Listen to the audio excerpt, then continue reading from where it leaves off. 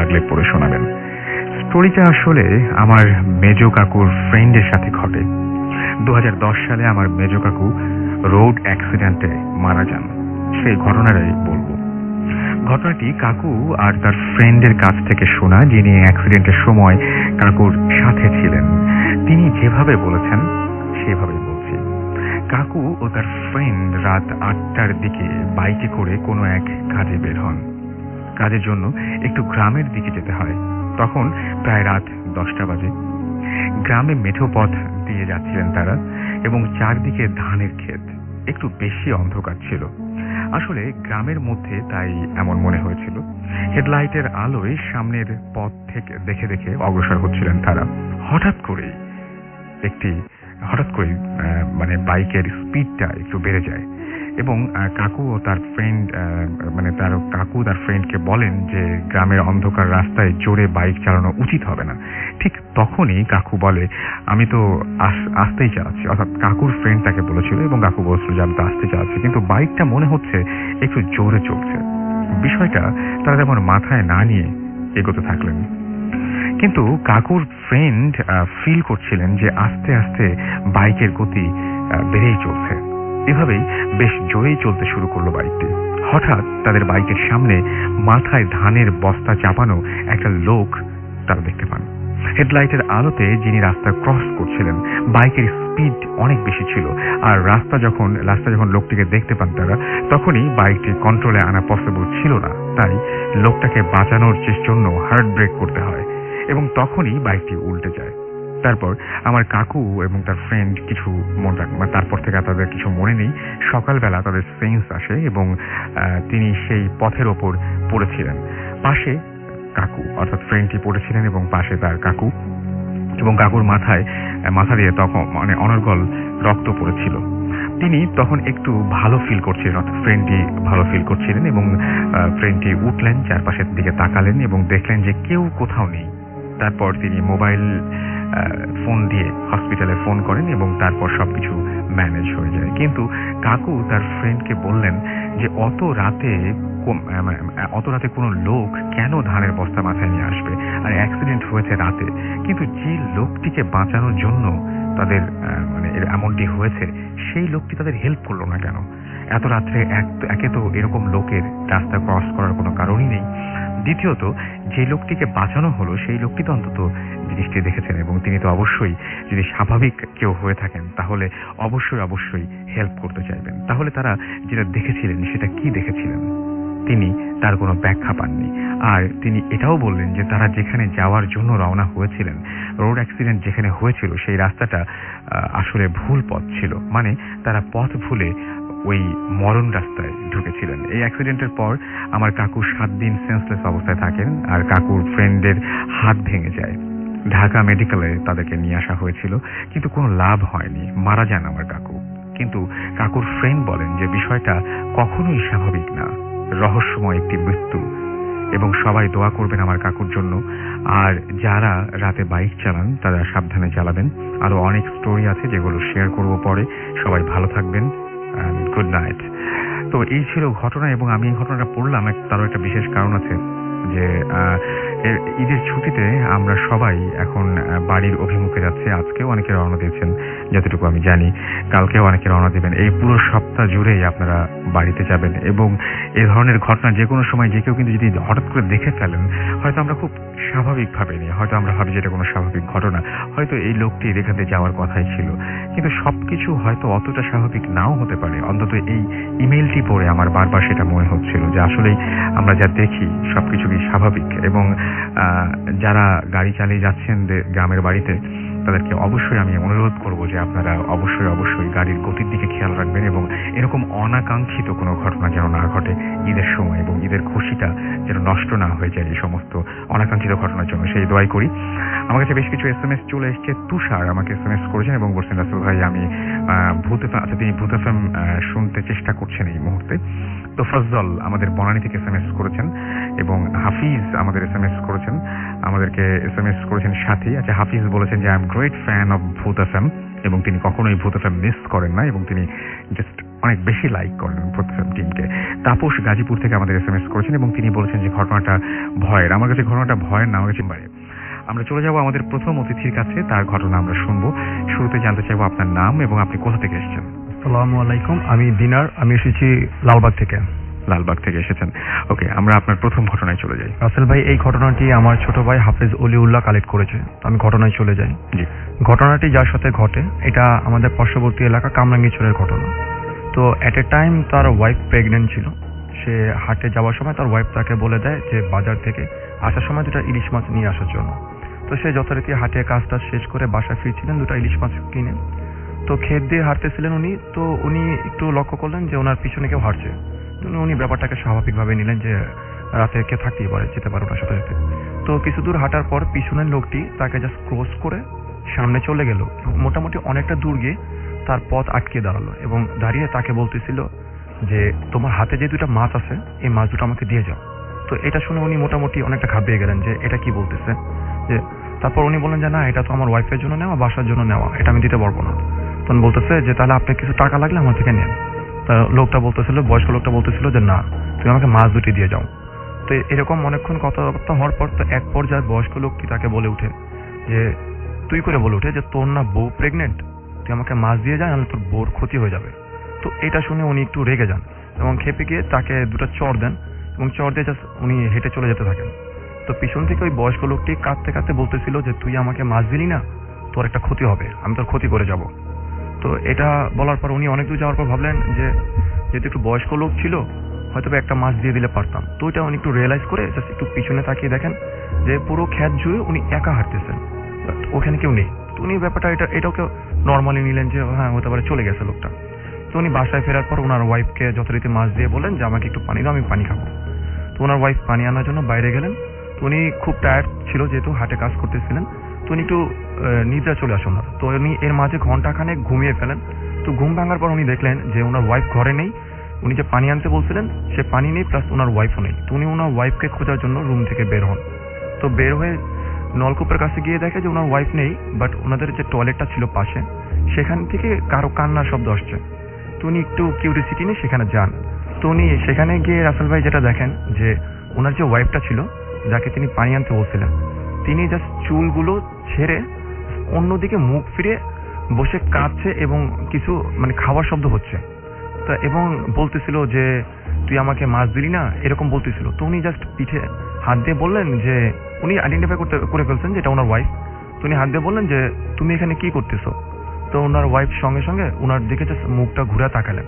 তো রাসেল ভাই, উনি যেমনটা দেখছেন যে ওই মাছের যে ইলিশ মাছটা উনি নিয়ে গেছে 2টা, তো ওই মাছগুলোর আঁশ তার মুখের মধ্যে 2-একটা লেগেছিল এবং উনি মাছটা খাচ্ছিল, সে কাঁচা মাছটা খাচ্ছিল এবং চোখগুলো একটু বড় বড় ছিল। তো বলতেছিল যে তুই আমাকে মাছ দিস নাই, তুই আমার এই মাছের জন্য মারছস।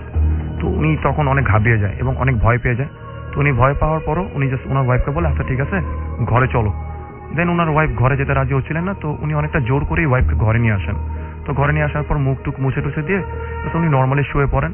তো এই শোয়ার পর কিছুক্ষণ পর উনি লক্ষ্য করলেন যে ওনার ওয়াইফ, যিনি প্রেগনেন্ট ছিলেন, তো উনি ওনার বুকে উপর বসে 2 হাত দিয়ে ওনার গলাটা চেপে ধরে আছে এবং ওনাকে বলতেছে যে তুই এই 2টা মাছের জন্য আমাকে মারছস, আমি তো অনেক ক্ষতি করে যাব।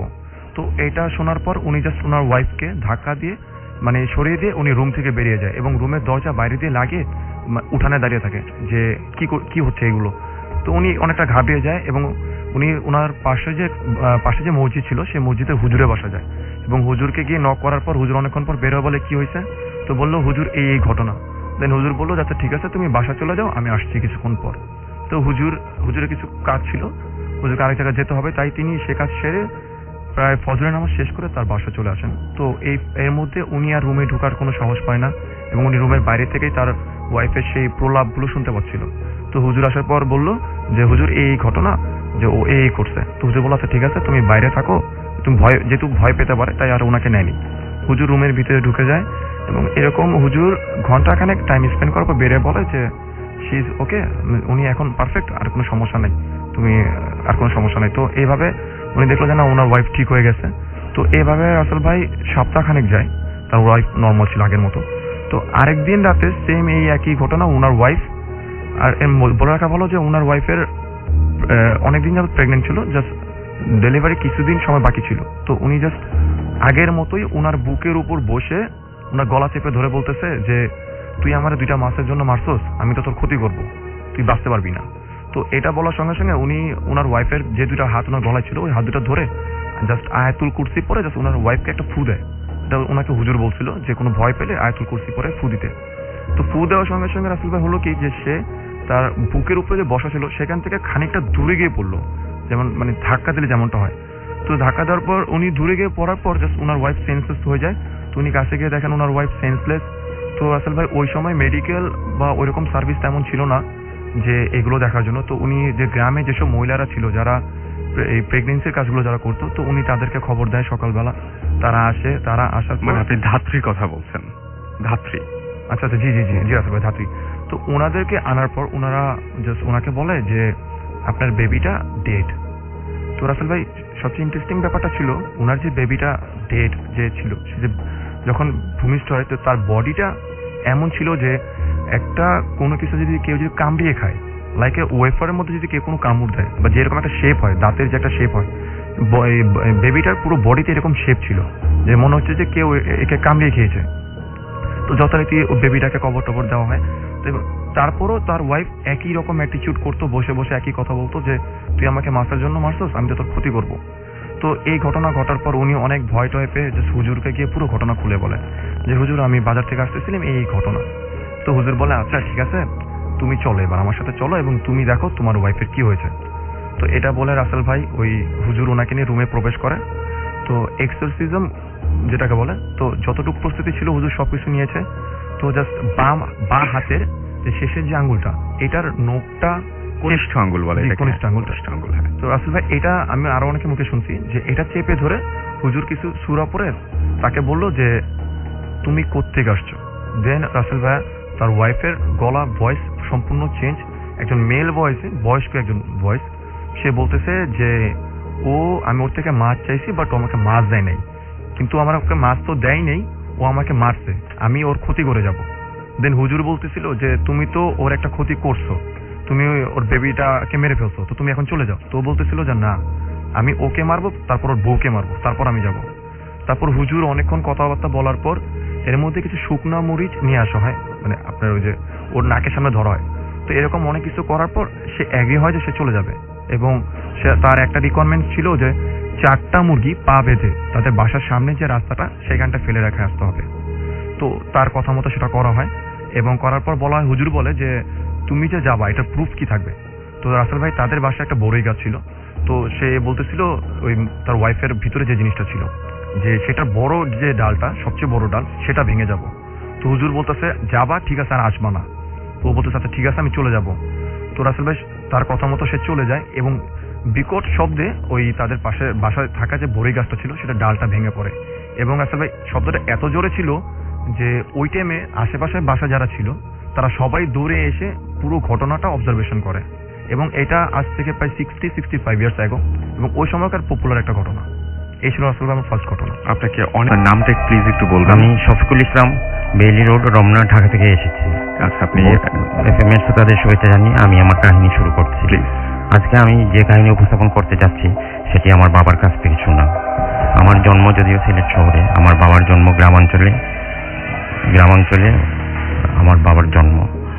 তো আপনারা জেনে থাকবেন সিলেট অঞ্চলে মফস্বলে জায়গির মাস্টার বা গৃহশিক্ষক নামে এক ধরনের লোক থাকে।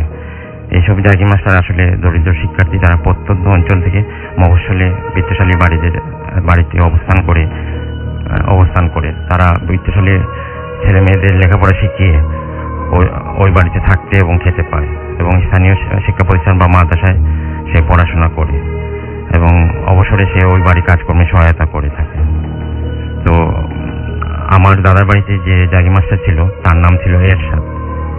সে ওই বাড়িতে দীর্ঘদিন ধরে অবস্থান করে। সে ছিল ধার্মিক প্রকৃতির। সে পায়জামা, পাঞ্জাবি এবং টুপি পরে থাকতো এবং স্থানীয় মসজিদে প্রতিটি নামাজ জামাতে আদায় করত। সে অবসর সময়ে তার রুমে বসে কোরআন তেলাওয়াত করত। তবে তার যে বৈশিষ্ট্য সবার নজরে এসেছে সেটি হচ্ছে সে কারোর সাথে মেলামেশা করতো না।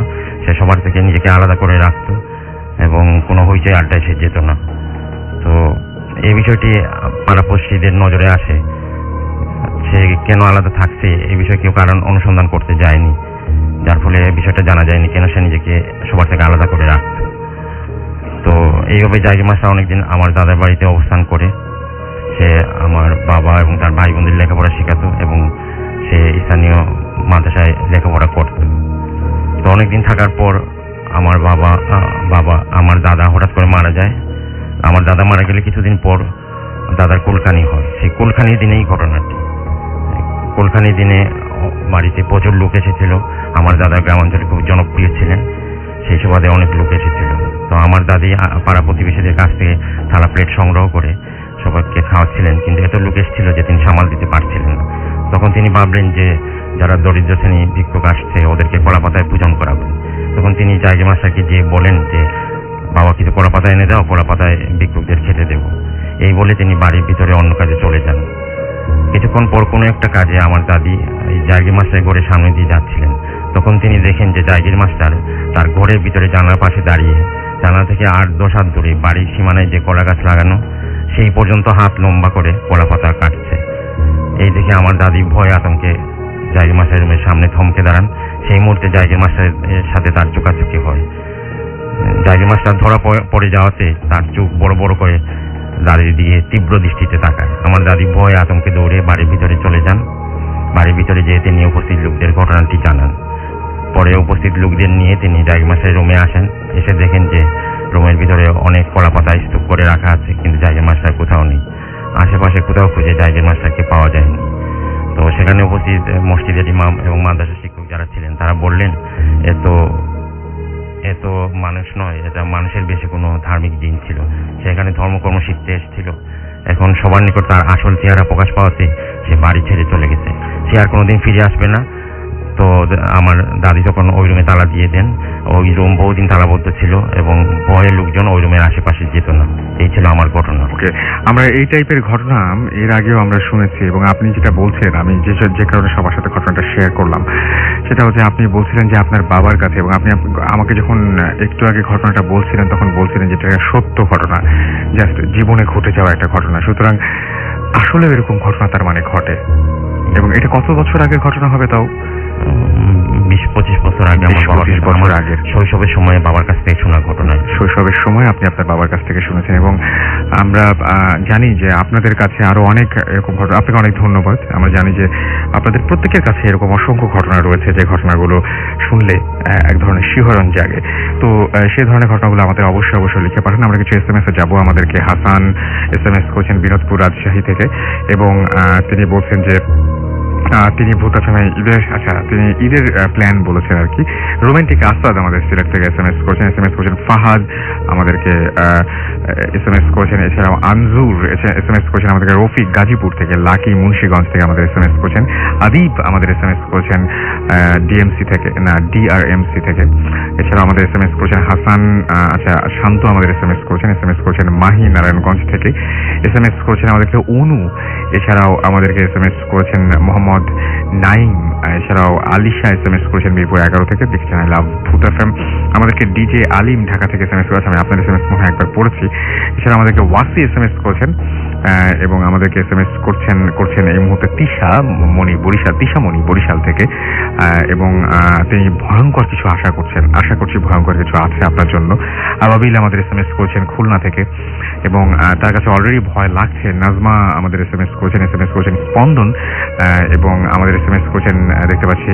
এছাড়াও রাকিব আল হাসান। এছাড়া আমাদের SMS করেছেন দেখতে পাচ্ছি নাদিম।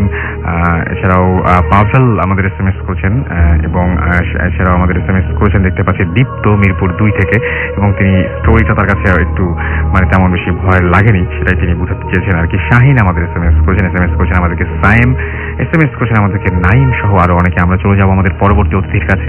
একটু আগে তিনি ঘটনা শেয়ার করলেন, তিনি আরো একটা ঘটনা তার কাছে আছে, সেই ঘটনাটা চলুন আমরা শুনে আসি।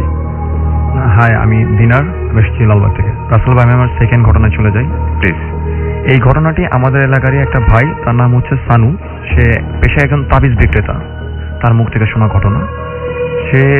আমি তার ঘটনায় চলে যাই। তো তাবিজ বিক্রির কারণে তাকে দেশের বিভিন্ন জেলায় ঘুরে বিজনেস করতে হয়। তো বিজনেসের কাজে তার একবার বরিশালের ভোলায় যাওয়া হয়। তো বরিশালের ভোলায় থেকে সে লালমোহনে গিয়ে একটা বাসা ভাড়া করে, জাস্ট যে সে যে কদিন আসে এখানে বিজনেস করবে সে কদিন থাকার জন্য। তো লালমোহনে বাসা ভাড়া নেওয়ার পর তার একটা প্রাইভেট রিক্সা ছিল, যে প্রাইভেট রিক্সাতে করে সে পাঞ্জাবির বিভিন্ন আপনার ওই তাবিজের বিভিন্ন ওষুধপত্র যা যা ছিল সেগুলো ক্যারি করতো, এবং তার একজন অ্যাসিস্ট্যান্টও ছিল, তার নাম হচ্ছে মোস্তফা। তো সে একদিন লালমোহন থেকে তার দেবীরহাট নামের একটা জায়গা, সেখানে গিয়ে সে তাবিজ বিক্রি করবে, এবং সে যথারীতি সেই প্রাইভেট রিক্সাকে নিয়ে চলে যায়। সেখানে গিয়ে আসরের নামাজ শেষ করে সে তার তাবিজ তারপর ওষুধপত্র যা আছে সবকিছু নিয়ে বিক্রি করতে বসে। তো বিক্রি মোটামুটি ভালো। তো বিক্রির শেষ পর্যায়ে ঠিক সন্ধ্যার পর একটা বয়স্ক লোক আসে তার কাছে দেবীরহাটে। তো সেখানে এসে সে বলতেছে যে বাবা, আপনারা কি কেউ জিন ভূতের তাবিজ দিতে পারেন, যে এরকম ভয় থেকে বাঁচার জন্য বা এগুলো তাড়ানোর জন্য কোনো তদবির আছে নাকি আপনাদের কাছে? তো সে বলে যে না, মেনলি আমরা এগুলো করি না, আমরা এমনি পেট ব্যথা বিভিন্ন ওষুধ টষুধের তাবিজ দিয়ে থাকি। তো উনি বলছে আচ্ছা ঠিক আছে, ওকে। তো এটা বলার পর রাসেল ভাই, যার সাথে ঘটনাটা ঘটছে সানু, সে রেগুলারই ভূত এফএম শুনে। তো সে একটু কিউরিসিটি নিয়ে তাকে জিজ্ঞেস করে যে কাকা, আপনি এটা কেন জিজ্ঞেস করলেন, কি দরকার আপনার, কোনো সমস্যা আছে? তো সে বলতেছে যে না, ওই কোনো সমস্যা না, দরকার নেই। তো ওরা একটু জোর করে লোকটাকে। তো লোকটা বলে যে লালমোহন থেকে দেবীরহাট আসার সময় একটা রাস্তায় লং একটা প্লেস, একটা জঙ্গলের মতো, সেখানে মোটামুটি ঘনবসতি নেই। তো সেই জায়গায় কিছু প্যারানর্মাল ঘটনা ঘটে। তো উনি প্রায় সেখান দিয়ে আসা যাওয়া করে। তো তিনি নিজের জন্য একটা তাবিজ চেয়েছিল। তো ওরা যথারীতি এটা বলে ওই লোকটা চলে যায়। তো ওরা ওদের দোকানপত্র যা ছিল সব গুছিয়ে টুছিয়ে নিয়ে ওদের প্রাইভেট যে রিক্সাটা ছিল সেটা চলে আসে একটা টাইম। তো তারা আসার জন্য প্রস্তুত হয়ে রওনা দেয়। তো রাসেল ভাই, যেহেতু প্রাইভেট রিক্সা ছিল এবং রিক্সাওয়ালা খুব ভালো করে জানে যে তাদেরকে রাত করে নিয়ে আসতে হবে, তো সে লালমোহন থেকে তার রিক্সা নিচে যে হারিকেন ছিল সেই হারিকেনটার মধ্যে সে তেল ভরে নেয়। তো তাদের মাথা থেকে ওই বিষয়টা চলে গিয়েছিল যে সেই জঙ্গলটা নিয়ে যে একটা ঘটনা সে বললো মুরব্বী লোকটা। তো তারা ঠিক সেখানটায় আসার পর তো তাদের জাস্ট রিক্সা নিচে যে হারিকেনটা ছিল, তো গ্রাম দেশে ম্যাক্সিমাম রিক্সার নিচে হারিকেন থাকে, তো সেটা রাসেল ভাই নিভে যায়। তো এটা নিভে যাওয়ার পর রিক্সাওয়ালা জাস্ট রিক্সা থেকে নেমে দেখে যে বাতাসে নিভে গেছে কিনা। তো এট এ টাইম সেখানে তেমন কোনো বাতাসও ছিল না, বাট রিক্সাওয়ালা নেমে দেখলো যে মানে হারিকেনটা জ্বালানোর চেষ্টা করতেছে, বাট হারিকেনটা চলতেছে না। তো রিক্সাওয়ালা দেখলো যে হারিকেনটার ভিতরে তেল শেষ। তো সানু যে ছিল তাবিজ বিক্রেতা, তো সে রিক্সাওয়ালার সাথে খুব ঝাড়াঝাড়ি করলো যে তুমি তো জানো যে আমাদেরকে রাত করে নিয়ে যাবা, তো তুমি তেল কেন ভরলা না? কিন্তু রিক্সাওয়ালা বারবারই বলতেছিল যে ভাই, আমি তেল ভরে নিয়ে আসছি লালমোহন থেকে। তো ওরা যেহেতু রাসেল ভাই রাত করে বিজনেস করে ফিরে, তো ওদের সাথে অলওয়েজ টর্চ থাকে। তো ও একটা ব্যাকআপ একটা টর্চ রাখে যেটা ও রাতে ফেরার সময় ব্যবহার করে। তো এটা চার্জ দেওয়ার দায়িত্ব থাকে ওর যে অ্যাসিস্ট্যান্ট আছে মোস্তফা তার। তো সে বলে যে মোস্তফা টর্চটা বের করো। তো মোস্তফা টর্চ বের করে পকেটে ছিল। টর্চ মারার পর দেখা গেল যে মনে হচ্ছে যে টর্চটা চার্জ দেওয়া হয়নি 2-3 দিন যাবত, মানে টর্চটার মধ্যে কোনো চার্জই নেই। তো সে তখন মোস্তফার সাথে খুব ঝাড়াঝাড়ি করে যে তুমি এটা কি কাজ করলে, এটা কেয়ারলেসের মতো একটা কাজ করছো, আমরা যাবো এখান থেকে। তো এটা বলার পর তো মোস্তফা বলে যে ভাই, আমি একটু টয়লেট করে আসি, আমাকে একটু সময় দেন। তো ওরা এ ফাঁকে কথা বলতেছিল, ওই তাবিজ যে বিক্রি করে সানু আর রিক্সাওয়ালা। তো এ ফাঁকে রাসেল ভাই রাস্তাটা যেটা ছিল যে এক পাশে ক্ষেত ছিল আর এক পাশে সেই জঙ্গলটা ছিল, একটু উঁচু ছিল রাস্তাটা। তো সে ওইখানটায় গিয়ে যে তার যে অ্যাসিস্ট্যান্ট মোস্তফা, সে দেখলো যে রাস্তাটার নিচে একটা গর্তে একটা মহিলার শেপ আকৃতির কেউ বসা, গর্তের মধ্যে। জি জি জি রাসেল ভাই।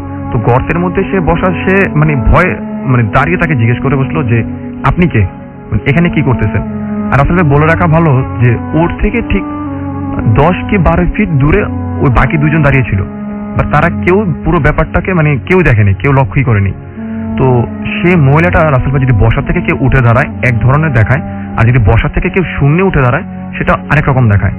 তো সেই মহিলাটা জাস্ট উঠে দাঁড়ালো এবং দাঁড়িয়ে বলল, তাকে কিছু একটা বলে এবং বলে তার অ্যাসিস্ট্যান্টের গালে রাসেল ভাই জোরে একটা চড় দেয়। তো চড় দেওয়ার পর সেই ওই পাশে যে ক্ষেতের মধ্যে কিছু পানি জমেছিল, সে পানিতে গিয়ে পড়ার পর তারা সেই পানির শব্দটা পায় যে পানি থেকেও পড়ছে। তো এটা শুনে তারা দৌড়ে এসে দেখে যে তার অ্যাসিস্ট্যান্টটা সেন্সলেস অবস্থায় সেখানে পড়ে আছে। তো এর মাঝে যে তাদের যে চড় দিল তাকে এবং সে যে কথা বললো ওর সাথে, মহিলাটার সাথে, এটা তারা কেউই শুনে নাই। তো এটা দেখার পর তারা তাকে উঠিয়ে রিক্সায় নেয় এবং রিক্সায় নেওয়ার পর তো যেহেতু রাসেল ভাই রিক্সার মধ্যে অনেক মালামাল ছিল, তো দুইজন জায়গা হচ্ছিল না। তো একজন নেমে হাঁটতেছিল যে তাবিজ বিক্রি করে সানু, আর রিক্সাওয়ালা রিক্সাটা ড্রাইভ করতেছিল। তো রাসেল ভাই যেটা আরেকটা ঘটনা ঘটে যে রিক্সার চেইনটা বারবারই পড়তেছিল। তো এটা রিক্সাওয়ালা বলতেছিল যে এটাও তো সম্ভব না যে সব পারফেক্ট রিক্সা সে নিয়ে আসছে, ওকে ওয়েল একটা ভালো রিক্সা, কিন্তু এখন এই সমস্যাগুলো হচ্ছে। তো তখন যে সানু যে তাবিজ বিক্রি করে তার মাথায় সে ব্যাপারটা আসে যে আমাদের আজকে এরকম একটা ঘটনা শুনছিলাম একজন মুরব্বীর মুখে। তো রাসেল ভাই তখন তারা কোনো রকম করে রিক্সা ঠেলে ঠেলে নিয়ে লালমোহন চলে আসে। লালমোহন চলে আসার পর তারা তাদের রুমে উঠে এবং ভোরের দিকে সে তাবিজ বিক্রেতা যে সানু সে নামাজ পড়ে এসে দেখে যে তার অ্যাসিস্ট্যান্টের সেন্স ফিরছে। তো তাকে জিজ্ঞেস করে যে কি ঘটনা। তখন সে অ্যাসিস্ট্যান্ট তাকে পুরো ঘটনাটা খুলে বলে যে আমি এরকম একটা মহিলা দেখছি, বড় বড় চোখ ছিল তার, সে আমাকে উঠে যাচ্ছে, আমি বলছি আপনি এখানে কি করেন, আমাকে একটা চড় দিছে। তো এটা শোনার পর তারা একটু কিউরিয়াসিটি নিয়ে, যেহেতু তারা একটু ভূত এফএম শুনে অলওয়েজ শুনে, তো তারা ভাবছে যে একটু যাই গিয়ে দেখি ঘটনাটা কি। তো তারা সেখানে আসে, অনেকের সাথে কথা বলে সেই দিক দিয়ে। তো সেই মুরব্বীটা যার সাথে তাদের দেবীর হাটে দেখা হয়েছিল, তো তার সাথে দেখা হয়। তো তাকে ওরা পুরো ঘটনাটা খুলে বলে। তো খুলে বলার পর সে বলতেছে যে আমি এই জন্য আপনাদের কাছ থেকে তাবিজ চেয়েছিলাম। তো ওরা বলে যে আচ্ছা আঙ্কেল, তাহলে এই ঘটনাটা কেন ঘটে, এখানে কি কারণ। তখন আঙ্কেলটা তাদের বলে রাসেল ভাই অনেক আগে একটা টাইম এখানে একটা ফ্যামিলি ছিল। তো হাজবেন্ডটা খুবই বদমেজাজি ছিল, সে রাতে দেরি করে বাসায় ফিরতো এবং তার ওয়াইফ এটা নিয়ে তার সাথে অনেক ঝগড়া করতো এবং সে ওয়াইফকে অনেক টর্চার করতো এই জন্য। তো একদিন সে এরকম বাসায় ফেরার পর বিকারগ্রস্ত অবস্থা ছিল, সে তার ওয়াইফের সাথে অনেক ঝগড়া হওয়ার পর সে একটা সময় তার ওয়াইফকে বালিশ চাপাতে মেরে ফেলে এবং বালিশ চাপাতে মেরে ফেলার পর সে ঘরে যে চালটা ছিল সেখানে সে ফাঁসি দেওয়া লাশের মতো তাকে ঝুলিয়ে রাখে এবং সকালে উঠে সে কান্নাকাটি করে সবাইকে বলে যে আমার বউ আত্মহত্যা করছে। তো আশেপাশের লোকজন এসে বলে যে না তুমি মারছো, তুমি তো খারাপ, তুমি ওকে সবসময় টর্চার করো। তো এটা করার পর যথারীতি থানা পুলিশ যেটা অনেক দূরে ছিল কমিউনিকেশন, তো থানা পুলিশ এসে লাশ নিয়ে যায় তো পোস্টমর্টম করার জন্য। তো পোস্টমর্টম শেষে রাসেল ভাই লাশ ফিরতে ফিরতে প্রায় সন্ধ্যা হয়ে যায়। এর মধ্যে তাদের আত্মীয় স্বজনকে খবর দেওয়া হয়। তো তারা যে বাসাটা থাকতো সেটা একটা ভাড়া বাসা ছিল, তাদের নিজস্ব বাসা ছিল না। তো গ্রাম দেশে যেমন সবাইকে নিজেদের বাসায়, কেউ মারা গেলে নিজেদের বাসায় কবর দেওয়া হয়, তো তাদের বাসাও ছিল না, তো তাদেরকে কবরস্থানে নিয়ে কবর দিতে হবে। তো রাসেল ভাই মসজিদের তাদের বাসা থেকে অনেকটা দূরে ছিল এবং হুজুরকে বলা হয়েছিল জানাজার কথা, বাট হুজুর আসতেছিল না। তো সেখানে থাকা একজন গ্রামেরই পাশের বাসার এক লোক বলল যে জানাজা কিভাবে পড়াতে হয় আমি জানি, কিন্তু কখনো পড়ায়নি, বাট আমি পড়াতে পারবো। দেন সবাই তাকে সম্মতি দিল, আচ্ছা ঠিক আছে আপনি পড়ান। তো রাসেল ভাই জানাজার পড়ার সময় উনি যেটা পরে বলে, ওনার ধারা কোনো একটা মিস্টেক হয়ে যায় এবং মিস্টেক হয়ে যাওয়ার পর তারা কোনো রকম করে, যেহেতু অনেক দেরি হয়ে যায়, তাছাড়া তাদের কোনো আত্মীয় স্বজনও আসতেছিল না, তো তারা ভাবলো যে আমরা একে এখানেই বাসার পাশে যে জঙ্গলটা যাতে ছিল যে এখানে কবর দিয়ে দিই, আসলে বলবো যে আমরা এখানে তাদেরকে কবর দিছি। তো কবর টবর খুঁড়ে রাখা হয় আগে থেকেই। তো রাসেল ভাই তাকে তাড়াহুড়া করে সেখানে কবর দেওয়া হয় এবং আসলে কবর দেওয়ার পর থেকেই সেখানে এই ধরনের প্যারানর্মাল ঘটনা ঘটতে থাকে। সেখানে সেই রাস্তাতে যারা আসা যাওয়া করে এবং পরবর্তীতে পুলিশের যে পোস্টমর্টম রিপোর্ট আসে, তো সেটাতে জানা যায় যে তাকে শ্বাসরোধ করে হত্যা করা হয়েছে এবং পরে তার হাজবেন্ডকে পুলিশ এসে ধরে নিয়ে যায় এবং সে পুলিশকে সম্পূর্ণ ঘটনাটা খুলে বলে। এটা রাসেল ভাই ওই জায়গার একটা ফেমাস ঘটনা, সবাই জানে ওখানে। জি জি জি রাসেল ভাই, দেবীর হাট বলেন। এটা লালমোহন থেকে দেবীর হাট যাওয়ার সময় একটা জায়গা, সেখানে কোনো ঘনবসতি নেই এবং সেই জায়গাটাই এই ঘটনাগুলো ঘটে এবং সেই জায়গাটা এখনো হন্টেড। জি জি জি, যে বলেছে ঘটনা সে স্টিল নাও বরিশালে স্টে করছে এবং সে বলছে যে ভাই এটা এখানকার পপুলার একটা ঘটনা। ওকে, আপনাকে অনেক, নামটা প্লিজ একটু বলবেন এবং জানাবেন কোথা থেকে আপনি এসেছেন। হ্যালো লিসেনার, আমি আরিফ আঞ্জুম, আমি এসেছি মোল্লাটেক থেকে, ইন্ডিপেন্ডেন্ট ইউনিভার্সিটিতে বিবিএ করছি। আমরা চলে যাই, আমি সরাসরি ঘটনায় চলে যাই। ঘটনাটি আমার চাচার কাছ থেকে শোনা, তার নাম হচ্ছে রুহুল। উনি তখন স্কুলে পড়তেন, ওনার স্কুলের দারোয়ানের ঘটনা এটা। মেইনলি আমাদের বাসার 3 তলায় একজন টিচার থাকতেন স্কুলের, নামটা বলবো না এমনিতেই। উনি ওনার বাবা খুব অসুস্থ হয়ে পড়েন, তো উনি নওগাঁ থেকে ওনার বাবাকে ঢাকা মেডিকেল নিয়ে আসেন। মেডিকেলে আসার 3 থেকে 4 দিনের মাথায় উনি মারা যান। তো উনি তার বাবার লাশটা নিয়ে বাসায় চলে আসেন এবং স্কুলের যে মাঠ, সেই মাঠে লাশটাকে রাখেন। তো লাশ নওগাঁ পাঠাতে হবে, ওরকম কোনো লোক ছিল না পাঠানোর মতন। স্কুলের দারোয়ান উনি বয়স্ক ছিলেন, উনি বললেন যে আমি যাব আপনার সাথে, আপনি গাড়ি ভাড়া করে আনেন, আমি আপনার বাবার লাশ নিয়ে যাব। তো যথারীতি স্যার গাড়ি ভাড়া করে আনলেন এবং তার সাথে তার দারোয়ানটাও গেল এবং উনি কিছু দূর তাদেরকে আগায় দিয়ে বলে দিলেন যে এখানে এখানে যেতে হবে, এখানে এটা নামায় দিবা, আমরা সকালে একটা ট্যাক্সি নিয়ে চলে আসবো, রাতেই রওনা দিব, সকালের মধ্যে পৌঁছে যাব। তো তখন প্রায় রাত 9টা বাজে, 9টা কি 9:30 বাজে। তো যখন গাড়িটা ছাড়লো, তারপর ঢাকা পার হওয়ার পরপরই হাইওয়ে রোডে গাড়িতে সাধারণত একটু কাঁপেই, তো ড্রাইভার লুকিং গ্লাস দিয়ে খেয়াল করতেছে যে কফিনটা একটু বেশিই কাঁপতেছে। স্বাভাবিক যে কাঁপাটা হাইওয়ে রোডে সেটা না, একটু বেশিই কাঁপতেছে।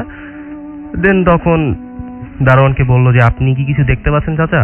উনি বারবার লুকিং গ্লাস দিয়ে সেটা খুব খেয়াল করছে এবং উনি বলছে না আমি তো কিছু দেখতে পাচ্ছি না, অনেক রাতও হয়ে গেছে, এক কাজ করো আমাদের কিছু খাওয়া দরকার, তুমি আশেপাশে যে কোনো হোটেল আছে সেখানে রাখো। তখন প্রচন্ড শীতকাল, তো তারা একটা হোটেলে রেখে সেখান থেকে খাওয়া দাওয়া করলো এবং ড্রাইভার যখন গাড়িতে আসলো তখন দারোয়ান আবার পান কিনতেছে। তখন ডাকতেছে যে আপনি তাড়াতাড়ি আসেন চাচা, ড্রাইভার ডাকতেছে যে চাচা তাড়াতাড়ি আসেন, যদি দোকানে কোনো হাতুড়ি বা ধাতু কিছু থাকে নিয়ে আসেন, এটা দরকার। তো দারোয়ান বলছে কি হয়েছে, মেইনলি ঘটনাটা দেখতে যেয়ে দেখেন যে কফিনটা প্রায় অর্ধেক খোলা, অর্ধেকের চেয়ে একটু কম হবে, খুলে গেছে। এত পিন দিয়ে নিয়ে আসছে, এটা তো পুরো আটকানো ছিল তার কাটা দিয়ে, তো খুললো কি করে? তো বলছে গাড়ির ঝাঁকা হয়তো খুলে গেছে, থাক ভয়ের কোনো কারণ নাই, চলো এটাকে আমরা ভালো করে আবার পিন টিন দিয়ে আটকায় নিয়ে যাই, পরে হাতটা ধুয়ে নিব না। তো ওনারা ওইটাকে আবার আটকানোর পরে হাত ধুয়ে নেয়। তো কিছু দূর যাওয়ার পর তখন রাত প্রায় 3টা কি 3:45 বাজে। তো নওগাঁর রাস্তায় তখন এত বেশি ভালো না, একটা কাঁচা পাকা রোডে ঢুকে গেলেন। তো দারোয়ান বলতেছে যে ড্রাইভার সাহেব আপনি কি রাস্তা ভুল টুল করছো নাকি? তো দেখো বলে না, ভুল তো হওয়ার কথা না, উনি যেভাবে বলছে ঠিক সেভাবেই আমরা আসছি। তো হঠাৎ করে ড্রাইভার বলতেছে আচ্ছা আপনি কি সামনে কিছু দেখতেছেন? তো দারোয়ান বলছে না আমি কিছু দেখতেছি না। পরে উনি বলছে আপনি এক কাজ করেন, আপনার সিটটা তুলে দেখেন সামনে আপনি কিছু দেখতে পাচ্ছেন নাকি। তো দারোয়ান উঠে বলতেছে এটা কিছুই না, তোমার ভয় পাওয়ার দরকার নেই। তখন ড্রাইভারটা অনেক ঘাবড়ায় গেছে, উনি রীতিমতো তখনই মানে কাঁপাকাঁপি শুরু হয়ে গেছে তার। তো উনি বলতেছে যে না এটা কোনো ঘটনা না, তুমি চালায় যাও, এখান দিয়ে চালায় যাও, কিছু হবে না।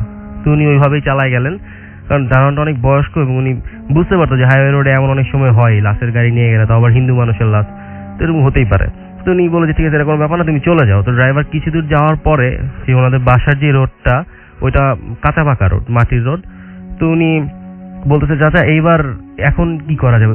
ওই লাশের যে কফিনের যে লোকটা, সেই লোকটাই সামনে দাঁড়ায় রয়েছে এবং মানে তখন ড্রাইভার খুব ঘাবড়ায় যায় এবং দারোয়ান বলতে থাকে যে এটা কিছুই না, তুমি যাও। তখন তিনি সেন্সলেস হয়ে যায় এবং গাড়ি খাদে ফেলে দেয়। তো সকালবেলা মানুষজন তাদের উদ্ধার করে। ঠিক গাড়ি যেই খাদে পড়ছে, খাদের অপোজিট সাইডটাই হচ্ছে শ্মশানঘাট, এক সাইডে খাদ, সেই তার অপোজিট পাশটাই শ্মশানঘাট। তো কফিন থেকে লাশটা সব বের হয়ে যায়, মোটামুটি ভালোই গভীর খাদ, সেখানে পড়ে যায়। তো সকালবেলা মানুষজন লাশটাকে একটু দূর থেকে উদ্ধার করে, কফিন থেকে বেশ কিছুটা দূরে ছিল লাশটা, উদ্ধার করে। দেন তাদের দুইজনকে হাসপাতালে নিয়ে যায়। তো হাসপাতালে নিয়ে ড্রাইভারটাকে মৃত পায়, ড্রাইভারটা তো মারা গেছেন। আর দারোয়ান ওরা জ্ঞান ফিরে হচ্ছে পরদিন সকালে এবং উনিও 5 দিন পর মারা যান এবং উনি মারা যাওয়ার আগেই এই ঘটনাটা ওনার ওয়াইফকে বলে গেছিলেন এবং উনি এটা সবাইকে বলছে।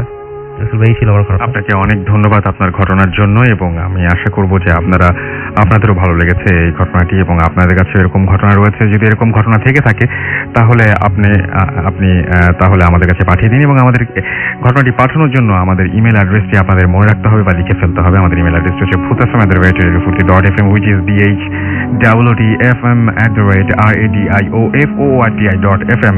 এখানে নাম, ঠিকানা এবং ফোন নাম্বার সহ আপনি আপনার ঘটনা পাঠান এবং শুরুতেই জানিয়ে দিন যে এই ঘটনাটি আপনি স্টুডিওতে এসে শেয়ার করতে চান নাকি আপনি চান আপনার ঘটনাটা আমরা পড়ে শোনাই। যারা দেশের বাইরে রয়েছেন তাদেরকে রিকোয়েস্ট করব যে আপনার পাঠানো ঘটনাটি, আপনি যে ঘটনাটি আপনার কাছে আছে, আপনার জানা আছে, সেই ঘটনাটি আপনি রেকর্ড করে ফেলুন এবং অডিও ক্লিপটি পাঠিয়ে দিন। আপনারা তো জানেনই যে মেইলের সাথে অ্যাটাচ করে অডিও ক্লিপও পাঠিয়ে দেওয়া যায় এবং আপনি কিভাবে সেটা রেকর্ড করবেন সেটা আপনার যে মোবাইল হ্যান্ডসেটের যে অপশন আছে, রেকর্ডিং এর অপশন, সেখানে গিয়ে রেকর্ড করে ফেলতে পারেন এবং সেই ফাইলটা পিসিতে সেভ করে সেখান থেকে পাঠিয়ে দিতে পারেন। অনেকেই জানতে চাচ্ছেন, সেই জন্য জানাচ্ছিলাম। আমি জানি যে আপনারা অনেকেই আবার জানেনও এটা।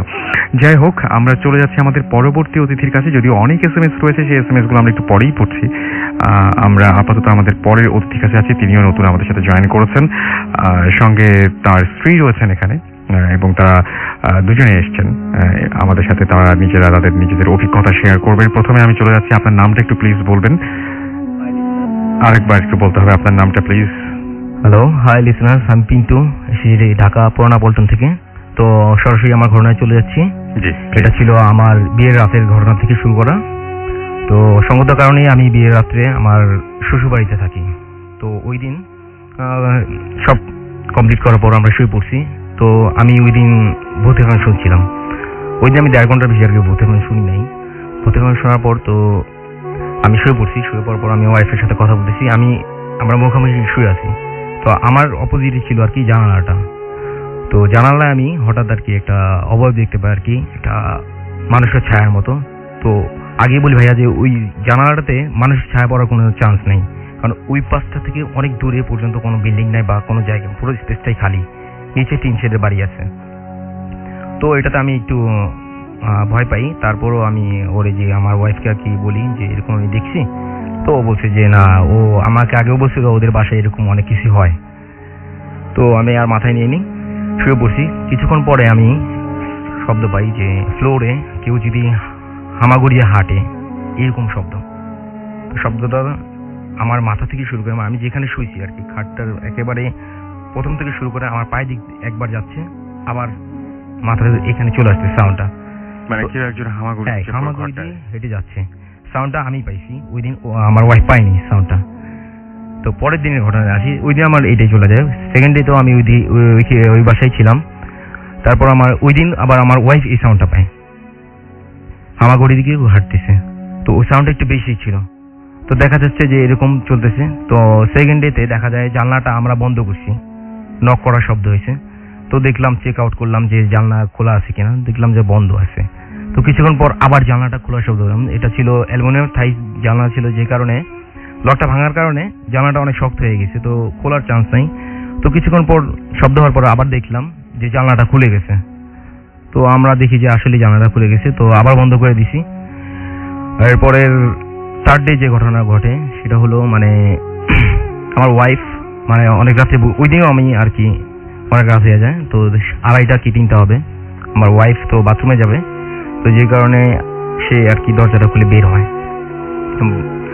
বাথরুমে যাওয়ার পরে দেখা যাচ্ছে যে বাথরুমের লাইটটা যখন অন করে, তো আমি যে রুমে ছিলাম সেই রুমে একটু আলো আসে আর কি, আলো আসার কথা। যে তো ও যখন নক করে দিবে তখন আলোটা নাই, আমি চোখ বন্ধ করে ফেলি। তো 10 সেকেন্ড ও তো দরজা বন্ধ করে গেছে আর কি। 10 সেকেন্ড পরে আমি দেখি যে দরজাটা কেউ খুলছে। তো কোনোভাবে বাতাসে দরজাটা খোলার চান্স নেই, কেউ যদি জোরে ধাক্কা না দেয় দরজা খুলবে না। তো একজন মানুষ ঢোকার মতো স্পেস মানে খালি হয়ে গেছে, দরজাটা খুলছে।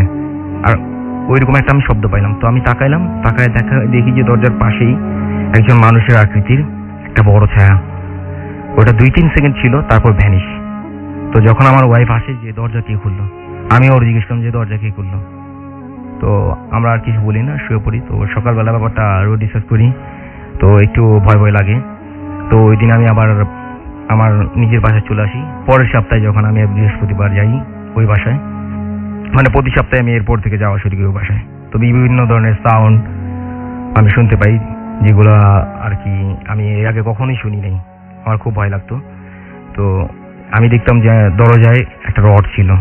তো আমি যখন আমার ওয়াইফকে জিজ্ঞেস করলাম এটা কিসের জন্য, তো ওই বাসায় আমার মানে আমার ওয়াইফের ভাবি আছে, মানে আমার সুমন্দির ওয়াইফ, ওনার একটা ছোট মেয়ে আছে, যে কারণে মুরব্বীরা নাকি বলে যে রড থাকলে ভূত পিতি আলগা কোনো কিছু মানে স্পর্শ করতে আসে না, যে কারণে হয়তো রাখা। তো আমি ভাবি যে যেহেতু আমি ভয় পাচ্ছি, আমি আসলে ভয় পাইছি, এই কারণে আমি চান্স নিলাম যে আমি রডটা আমার সাথে রাখি। তো যখন আমি এভরিডেই যাইতাম, ওই প্রতি সপ্তাহে যখন যাই বৃহস্পতিবারে শুক্রবারের রাতে থাকতাম, তো আমি রডটা আমার সাথেই নিয়ে ঘুমাইতাম। ওই রাত্র হইলো যে আমি একটা কোল্ড ড্রিঙ্কস নেই, কোল্ড ড্রিঙ্কসের বোতলই ছিল, বোতলে 1/2 লিটার মতো ছিল আর কি। তো খাটের সাথেই ছিল টি টেবিলটা। তো টি টেবিলের উপরে আমি খাওয়ার পর রেখে দিছি। তো বাকিটা খাইনি, তো শুয়ে পড়ছি।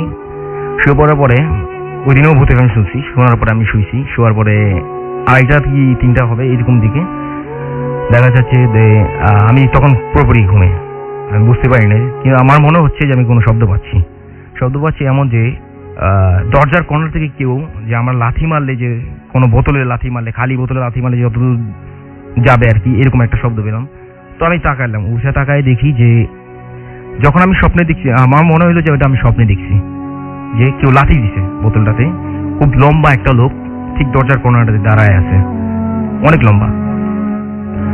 তারপর আমি মানে যখন জাগি তখন তাকায় দেখি যে ওইখানে ছোট খাটো একটা মহিলা, সে বৌদ্ধ ভিক্ষুরা যে টাইপের আর কি ড্রেসটা পরে এরকম পরা, তার চুলগুলো সামনে ফেলা, খুব ভয়ানক। মানে আমার শরীর কাঁপাকাঁপি শুরু হয়ে গেছে, এরকম অবস্থা। আমি অনেক ভয় পাই। তো আমি চিৎকার করি, এত জোরে চিৎকার আমার লাইফে আমি কখনো দেই নাই। তো চিৎকার দেওয়ার পরে আমার ওয়াইফ শুনে, শুধুমাত্র আমার ওয়াইফ শুনে। কিন্তু আমি ধারণা করছিলাম যে এই চিৎকারটা ওই বাড়ির সবাই শুনবে, কিন্তু আসলে শুধু আমার ওয়াইফই শুধুমাত্র শুনছে। তো আমি তখন রডটা নিই, যে আমি ওখানে জিজ্ঞেস করলাম কে, ওই মহিলাকে আমি জিজ্ঞেস করি যে কে, কিন্তু কোনো কথা বলে না। 10 থেকে 15 মিনিটের ভিতরে ভ্যানিশ। কিন্তু আমার ওয়াইফ জিনিসটা দেখেনি, কিন্তু আমি দেখছি, ও বুঝতে পারছে যে আমি কিছু দেখছি। দেখার পরে তো আমি দেখলাম যে না, ঠিকই বোতলটা ওইখানে নাই, টি টেবিলে নাই, এবং বোতলটাও খালি। কিন্তু বোতলে আমি হাফ লিটারের মতো আমার কোল্ড ড্রিঙ্কস ছিল, বোতলটা তাহলে কিভাবে খালি হইলো? আর বোতলটা বা কি শুট করে শোকেসে মারলো, তো শোকেস যে এমনভাবে শব্দ হইলো, মানে আমি এখনো হিসাবটা মিলাতে পারছি না যে কিভাবে হয়েছে এটা। এই ছিল আমার ঘটনা ভাই। আর এরপর আমি বিভিন্ন সাউন্ড পাইতাম ওই বাসায়, যেমন বাচ্চারা কান্নাকাটি করতেছে, 16-17 বছরের বাচ্চারা কান্নাকাটি করে। তারপর যখন আমি জিজ্ঞেস করি রাত্রেবেলা যে আমার এই শব্দ, মানে কান্নার শব্দ পাই, ভাবিকে যখন আমি জিজ্ঞেস করি যে জেনি কাঁদছিল কিনা, যে আমার ভাতিজি, তো বলে যে না, কান্নাকাটি করে। কিন্তু ওই মেয়ের সাথে, ওর বয়স হলো 1 বছর, ওর কান্না আর একজন মানে 16-17 দিনের বাচ্চার কান্না এক হবে না। তো আমি ওই রকম শব্দই পাইতাম আর কি। একদম মানে